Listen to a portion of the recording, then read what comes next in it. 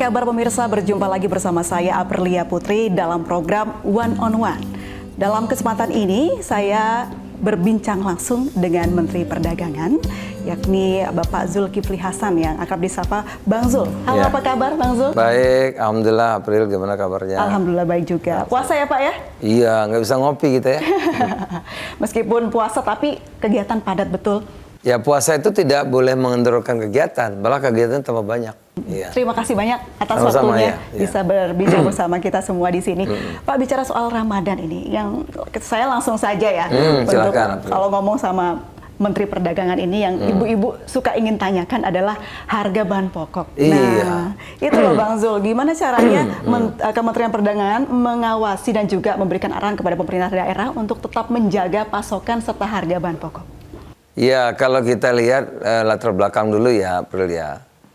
Tahun lalu kan rame tuh, nggak terkendali harga-harga minyak, sembako, Lebaran, Nataru ya, gitu. Maka saya dipercaya oleh Pak Presiden untuk jadi Mendak, gitu. Udah hampir 9 bulan ini. Nah, saya alhamdulillah Nataru, Natal Tahun Baru aman kan, nggak ada masalah apa-apa. Harga minyak juga dulu 9 bulan yang lalu 2-3 minggu kita berhasil kendalikan. Nah, ini Lebaran tinggal 9 hari nih. Sampai hari ini alhamdulillah aman, barangnya banyak, ya, suplainya banyak, harganya cenderung turun. Kalau tidak ya stabil gitu. Karena memang kalau biasanya memang harga pasti naik jelang Lebaran ya Pak ya. Cuman ini kali ini di bawah langsung oleh Pak Menteri Perdagangan ini, Bang Zul langsung ini bisa menekan gitu harganya tidak seperti jadi, tahun yang lalu. Harga-harga ini memang jauh di bawah harga dibanding Lebaran tahun lalu. Misalnya Lebaran tahun lalu itu ayam 39.000, 37.000. Sekarang 32.000, 33.000. Paling mahal 34.000. Jadi ibu-ibu tahun ini bisa lebih tenang ya Pak ya? Iya, kenapa? Nah, memang kita mesti kerja keras, April ya. Hasil itu kan tentu menunjukkan kinerja gitu. Dan ini saya tidak tepuk dada nih Kemendak loh, enggak. Ya. Saya pertama terima kasih kepada Pak Tito, Menteri Dalam Negeri. Dia tiap hari Senin itu rapat mengenai inflasi, mengumpulkan bupati, wali kota, gubernur, forum Muspida, termasuk Kapolres, Kapolda datang lihat, ya kan, untuk terus mengevaluasi bagaimana inflasi di kabupaten, kota, provinsinya masing-masing. Bahkan kalau inflasinya naik, ya itu dipenalti, nggak boleh ke luar negeri. Jadi ini suatu pekerjaan yang kerjasama, sinergi itu luar biasa gitu ya, satu. Ya otomatis bupati, wali kota, gubernur juga perhatian terhadap sembako, ketersediaan dan harga ini juga penting luar biasa di daerah. Setiap suku daerah kalau ke pasar mesti ada bupatinya, ada wali kotanya, ada gubernurnya. Jadi saya juga terima kasih kepada bupati, wali kota dan gubernur. Kemudian Satgas. Jadi di sini ada namanya task force ya, crisis center. Kalau di kabupaten kita ada monitor 500 lebih pasar kan. Jadi kalau radarnya bunyi harganya naik, nah itu Satgas kita koordinasi sama Satgas. Ini di kabupaten ini kalau harganya naik nggak beda dengan daerah lain. Cek coba grosi-grosi besar itu numpuk barang apa tidak, langsung. Jadi kalau udah numpuk barang ketahuan langsung diberitahu, kalau nggak bisa disita barangnya gitu. Jadi kerjasama dari Satgas, dari bupati, wali kota, gubernur, dari Pak Mendagri, dari Bappenas yang aktifnya luar biasa, Bulog.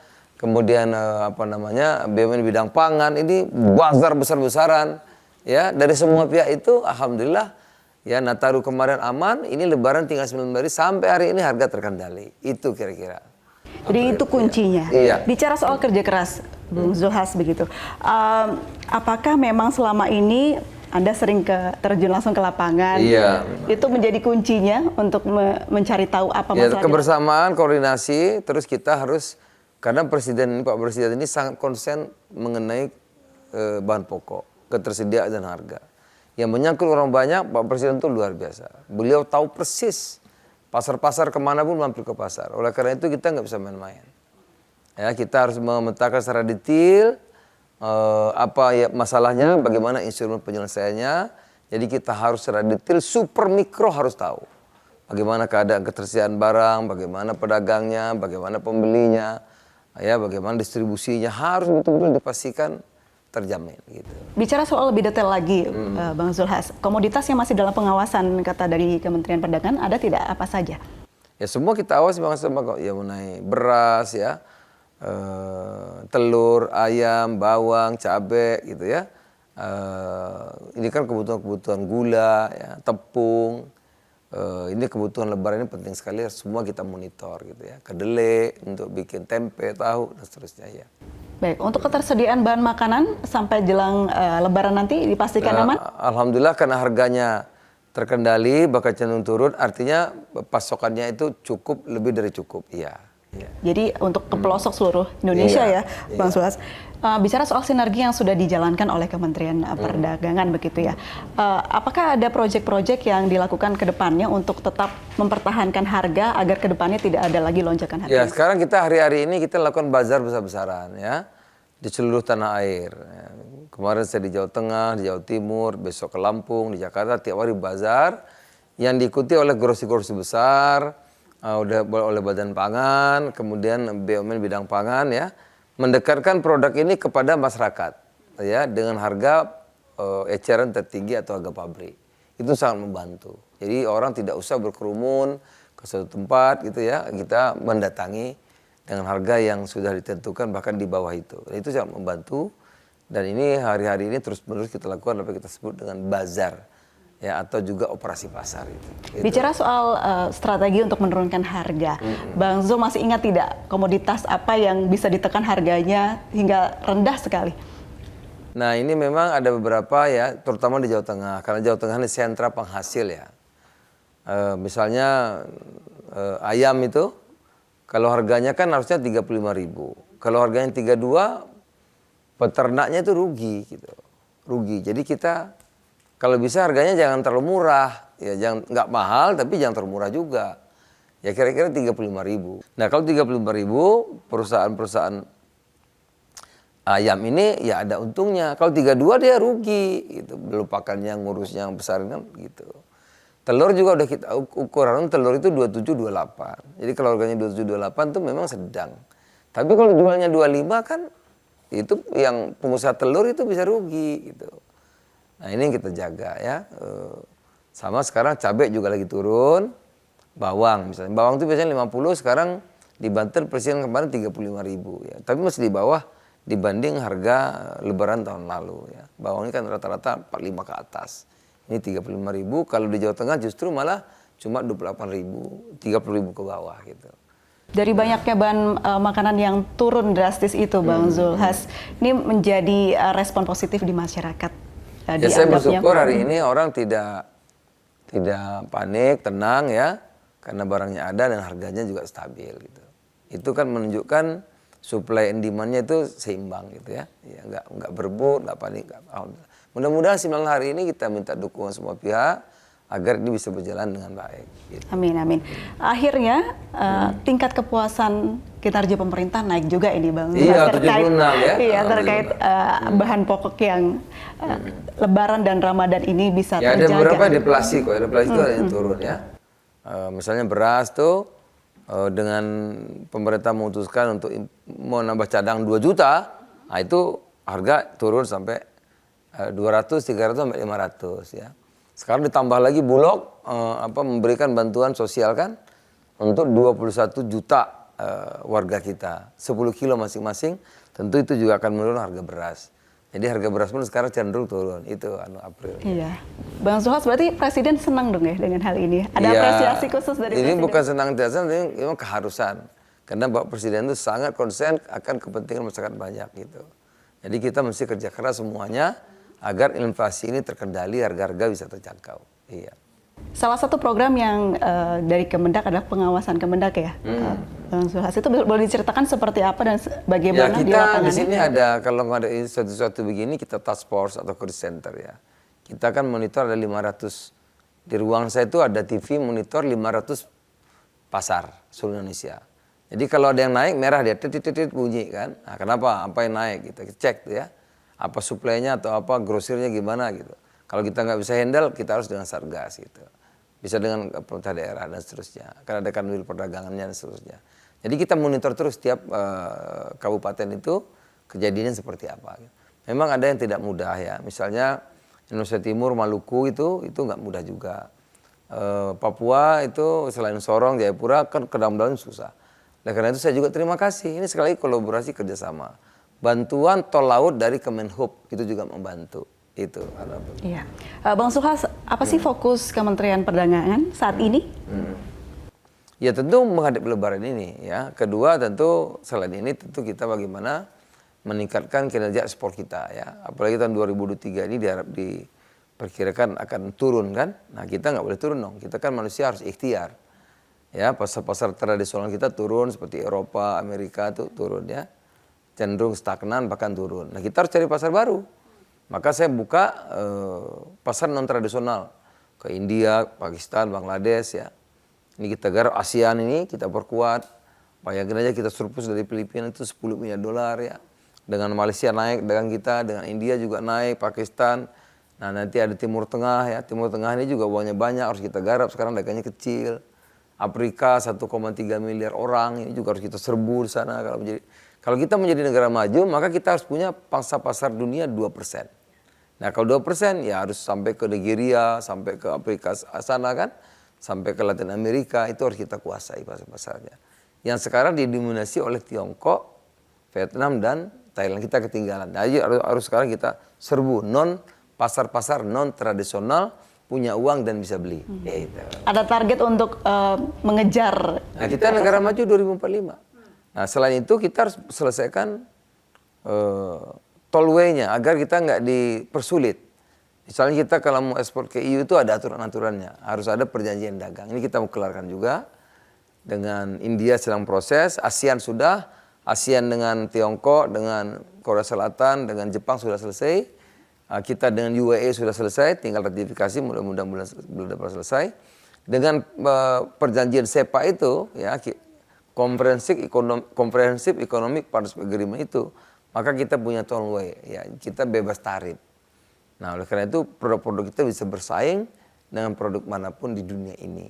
Nah itu kira-kira memberikan akses pasar yang luas kepada pasar non tradisional itu. Untuk mencapai target Indonesia maju di tahun 2045 ya, Bang Zulhas. Ini kan Kementerian Perdagangan menjadi salah satu kementerian yang berperan penting untuk itu. Sangat penting ya. Kalau kita tidak menguasai pasar dunia nggak mungkin maju. Ya, baik. Ya. Jadi apa PR yang harus dibenahi Indonesia agar konsisten ke depannya untuk Indonesia maju? Ya kalau Kemendak pertama tadi tollway-nya perjanjian kita perbaiki, kita buka akses pasar baru di luar negeri.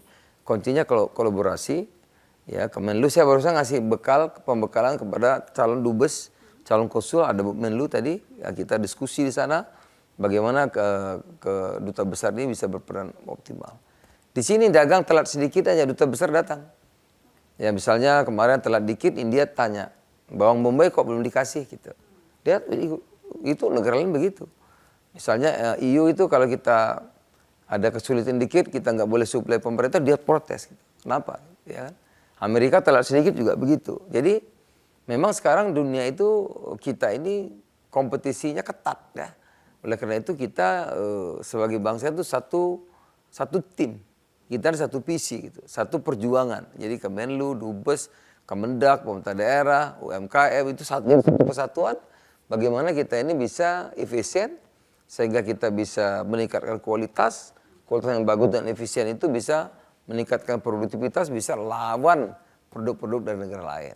Kalau kita mahal ya kita nggak bisa bersaing. Kan ini persaingan terbuka gitu ya. Kuncinya sudah ada, PR-nya juga sudah ditata dengan baik untuk Indonesia Maju 2045, Bang Zulhas. Tapi ada tidak mitigasi untuk mungkin persiapan sembako langka atau nanti bahan pokok yang tidak ada begitu? Ya kita tentu terlibat semua pihak. Ya Kementerian Pertanian, ada juga Badan Pangan. Kemarin kita diskusi ya, Australia itu sudah membangun bunker. Jadi kalau perang dunia dia 5 tahun bisa hidup. Bunker di bawah tanah. Perlu jadi kita buat gitu juga. Perang aja dia masih bisa hidup. Nah kita ini belum ada, jangankan perang, cadangan pangan aja belum ada. Baru ada beras, kita jagung sama, ya beras sama jagung aja. Ya. Lainnya belum ada. Ayam betul hari ini jual besok. Kalau minta banyak harganya naik. Begitu mintanya turun harganya turun gitu. Ayam disembelih hari ini jualnya besok pagi. Pagi harganya 33.000. Jam 9 siang dikit turun 32. Kalau siang dikit udah lebih 30.000. Karena kalau nggak busuk gitu. Jadi kita memang harus merencanakan pangan kita ini secara serius sehingga kita punya cadangan dan jaminan kalau ada embargo kita masih bisa survive gitu ya. Makanya lahirlah Badan Pangan Nasional. Oleh karena itu kita berharap nanti kita dukung agar Bappenas ini bisa berfungsi menjadi Badan Pangan Nasional sehingga kita punya cadangan yang kuat tidak hanya beras. Tapi gitu. optimis ya Bang Zulhas nanti akan kita bisa. Pertanian juga mengembangkan bibit unggul ya. Agar kita padi kita juga produksinya tinggi ya. Tanaman-tanaman lain, sawit juga begitu. Jadi produk-produk kita ini harus punya daya saing ya, harus produktivitasnya tinggi gitu. Kami juga sekarang kemarin memberantas jual beli selundupan pakaian bekas untuk melindungi UMKM kita. Saya kemarin ikut pameran Jack Lewis tuh. Wah luar biasa, bagus-bagus. Anak muda itu punya desainer yang kerennya luar biasa. Bagus-bagus barangnya, harganya ekonomis. Tapi kalau diserbu bahan bekas, bisa mati kita. Karena dia nyelundup, nggak berpajak. Oh katanya perubahan. Jadi ini untuk penting, ya kalau climate change biar negara dia aja. Jual aja tempat dia, nggak usah bawa kemari. Kita kan ada juga pakaian bekas, boleh. Tapi yang dari lokal kita, gitu kan.